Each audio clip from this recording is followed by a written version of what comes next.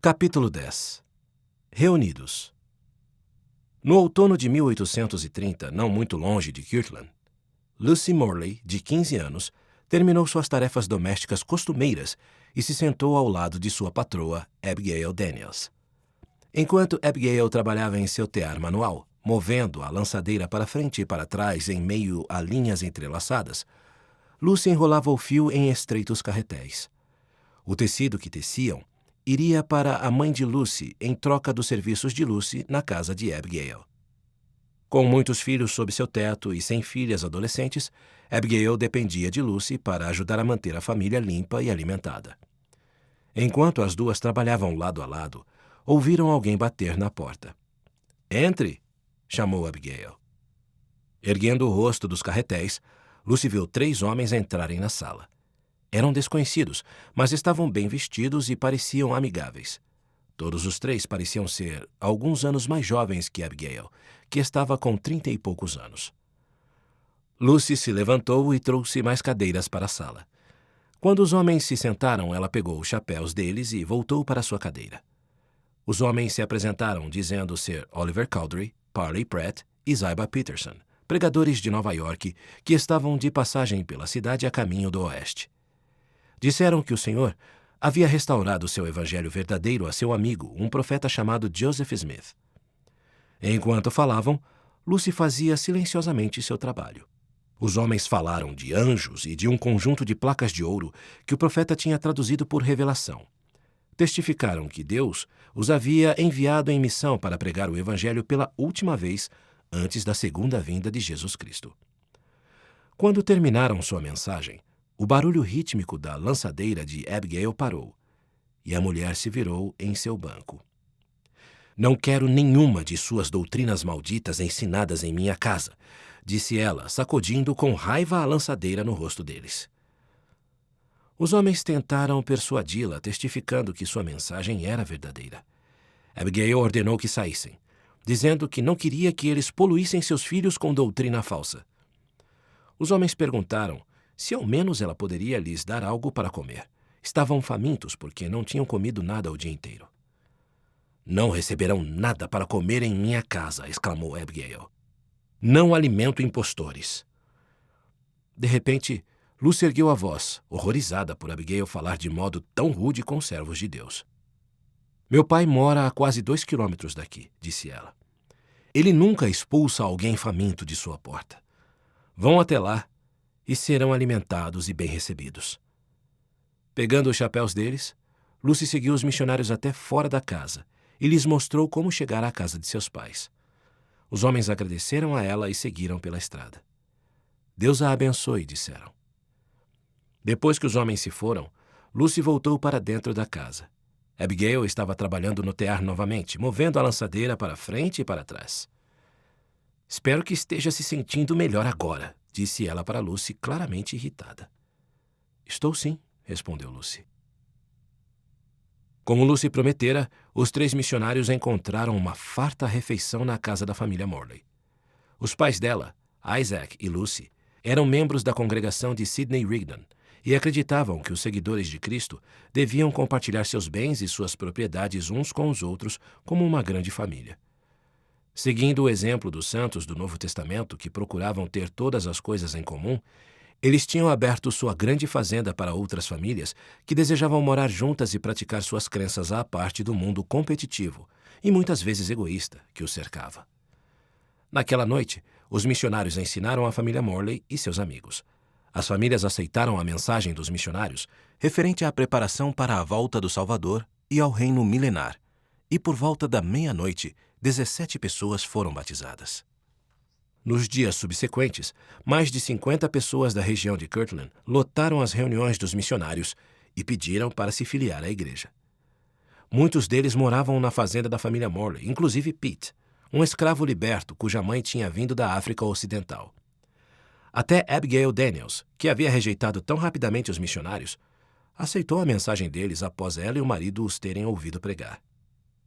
Como a igreja estava crescendo em Ohio, particularmente em meio aos seguidores de Sidney, Oliver relatou as boas novas a Joseph. Todos os dias, mais pessoas pediam para ouvir a mensagem deles. Há um interesse considerável aqui em adquirir o livro, escreveu ele, e gostaria que você me enviasse 500.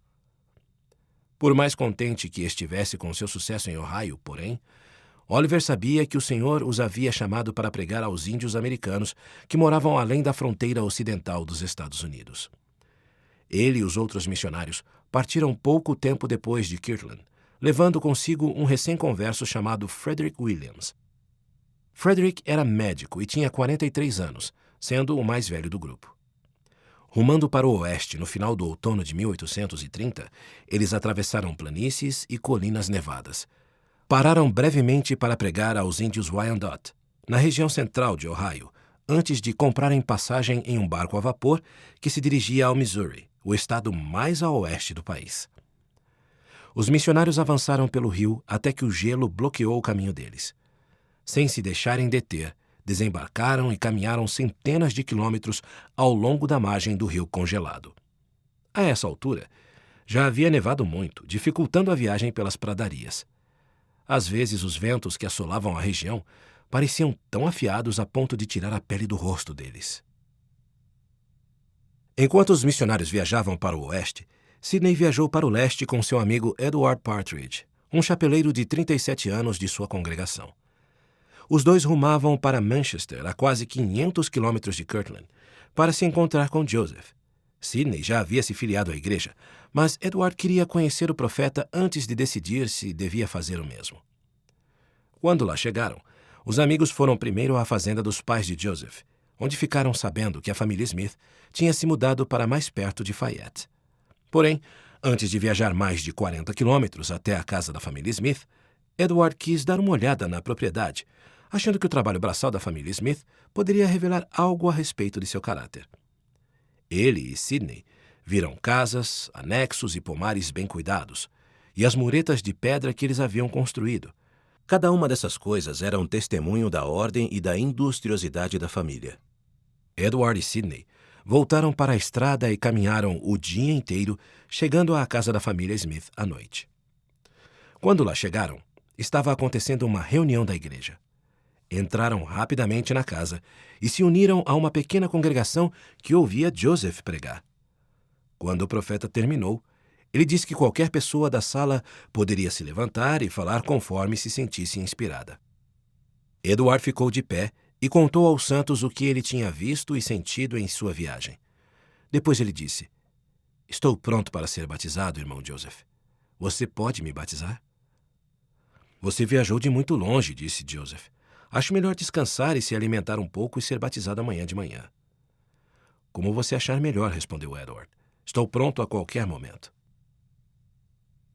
Antes que o batismo fosse realizado, Joseph recebeu uma revelação chamando Edward para pregar e se preparar para o dia em que Cristo viria a seu templo. Edward foi batizado e partiu rapidamente para compartilhar o evangelho com seus pais e parentes. Sidney, por sua vez, ficou em Fayette para atuar como escrevente de Joseph e em breve o estava ajudando em um novo projeto. Meses antes, Joseph e Oliver tinham começado uma tradução inspirada da Bíblia. Por intermédio do livro de Mórmon, eles sabiam que verdades preciosas haviam sido corrompidas ao longo das eras e tiradas do Velho e do Novo Testamentos.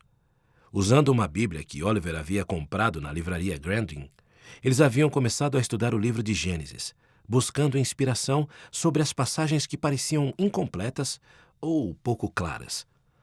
Pouco tempo depois, o Senhor revelou a Joseph uma visão que foi primeiramente recebida por Moisés e que estava faltando no Velho Testamento.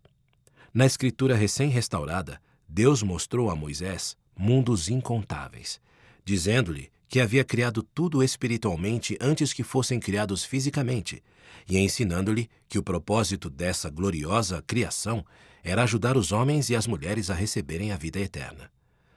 Após Oliver ter partido para sua missão no Oeste, Joseph havia continuado a traduzir com John Whitmer e Emma como escreventes, até a chegada de Sidney. Mais recentemente, o Senhor havia começado a revelar mais a respeito da história do profeta Enoque, cuja vida e ministério foram mencionados apenas brevemente em Gênesis. Enquanto Sidney escrevia o que Joseph ditava, eles ficaram sabendo que Enoque tinha sido um profeta que havia reunido um povo obediente e abençoado. Tal como os nefitas e lamanitas, que criaram uma sociedade justa após a visita do Salvador às Américas, o povo de Enoque aprendeu a viver em paz uns com os outros. Eram unos de coração e vontade, e viviam em retidão, diziam as Escrituras, e não havia pobres entre eles. Sob a liderança de Enoque, o povo edificou uma cidade santa chamada Sião, que Deus acabou recebendo em sua presença. Ali, Enoque falou com Deus enquanto olhavam para a terra lá do alto, e Deus chorou por causa da iniquidade e do sofrimento de seus filhos. Dia viria, disse ele a Enoque, em que a verdade sairia da terra, e seu povo edificaria outra cidade de Sião para os justos. Ao refletirem sobre a revelação, Sidney e Joseph souberam que havia chegado o dia em que o Senhor estabeleceria novamente Sião na terra.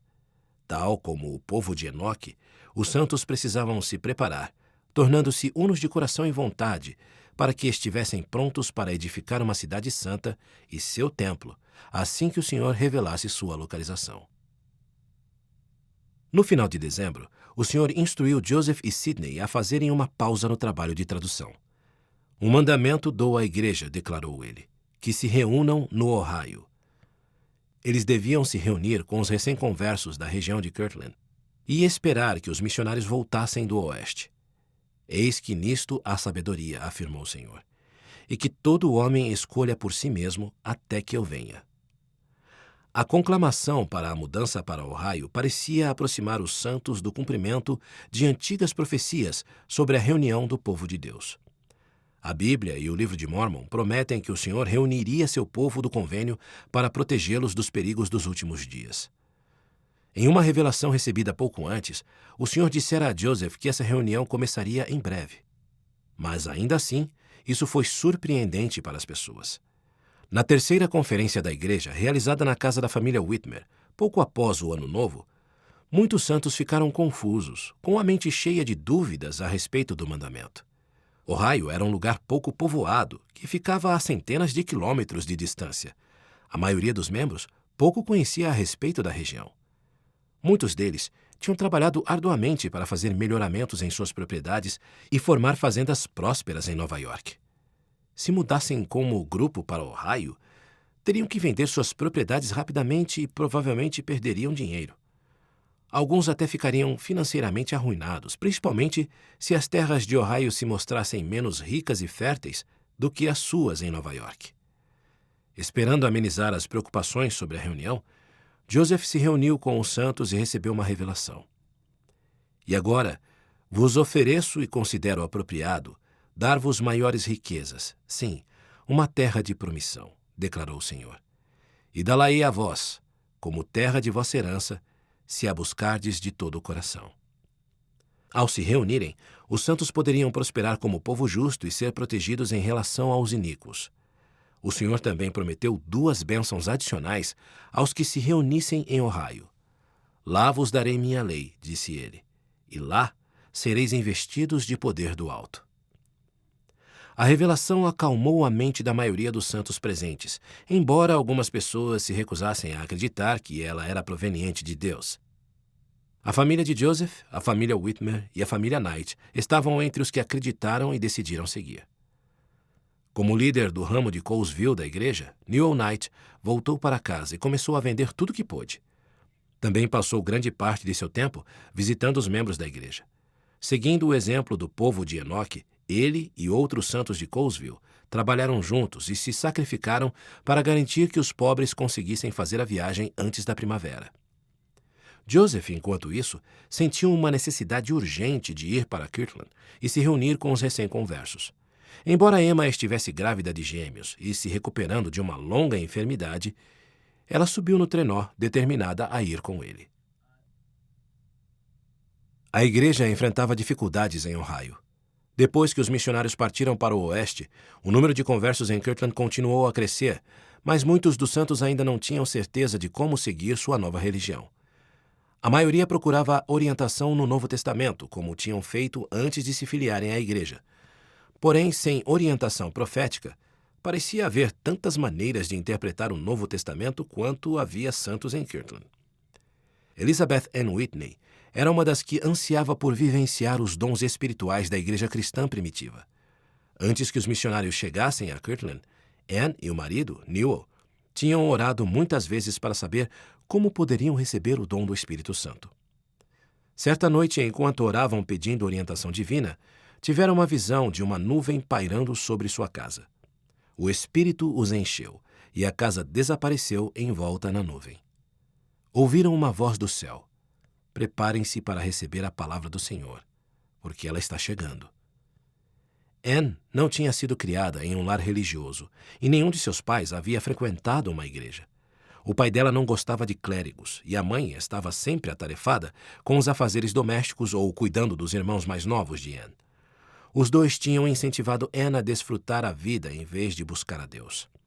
Mas Anne sempre se sentiu atraída pelas coisas espirituais e, quando se casou com Newell, ela expressou o desejo de encontrar uma igreja. Por insistência dela, eles se filiaram à congregação de Sidney Rigdon, porque ela acreditava que seus princípios eram os mais próximos daqueles que ela encontrara nas Escrituras. Mais tarde, quando ouviu Parley Pratt e seus companheiros pregarem o Evangelho restaurado, ela soube que o que eles ensinavam era verdade. Anne se filiou à igreja e se regozijava em sua nova fé, mas as diferentes maneiras pelas quais as pessoas a praticavam a confundiam. Seus amigos Isaac e Lucy Morley continuaram a convidar pessoas a morar em sua fazenda e compartilhar de seus recursos. Lyman Copley, que possuía uma grande fazenda a oeste de Kirtland, continuou a se apegar a alguns dos ensinamentos do tempo que passou entre os Shakers, um grupo religioso que tinha uma comunidade estabelecida perto dali. Alguns dos santos de Kirtland levaram suas crenças a extremos descontrolados, entregando-se ao que achavam ser dons do Espírito. Várias pessoas afirmavam ter visões que não conseguiam explicar. Outros acreditavam que o Espírito Santo os fazia escorregar sentados ou deslizar pelo chão. Um homem ficava pulando de uma sala para outra ou se dependurava nos caibros do telhado sempre que achava que sentia o Espírito. Outro agia como um babuíno. Vendo esse comportamento, alguns conversos desanimaram e abandonaram a nova igreja. Anne e Newell continuaram a orar, confiantes de que o Senhor lhes mostraria o caminho a seguir. Em 4 de fevereiro de 1831, um trenó chegou à loja que a família Newell tinha e gerenciava em Kirtland. Um homem de 25 anos desceu do trenó, entrou rapidamente na loja e estendeu a mão por cima do balcão. "Newell Key Whitney", exclamou ele. "É o homem que estou procurando." Newell lhe apertou a mão. "Você leva vantagem sobre mim", disse ele. "Não saberia chamá-lo pelo nome como fez agora comigo." "Sou Joseph, o profeta", disse o homem. "Você pediu em oração que eu viesse até aqui. Pois bem, o que quer de mim?"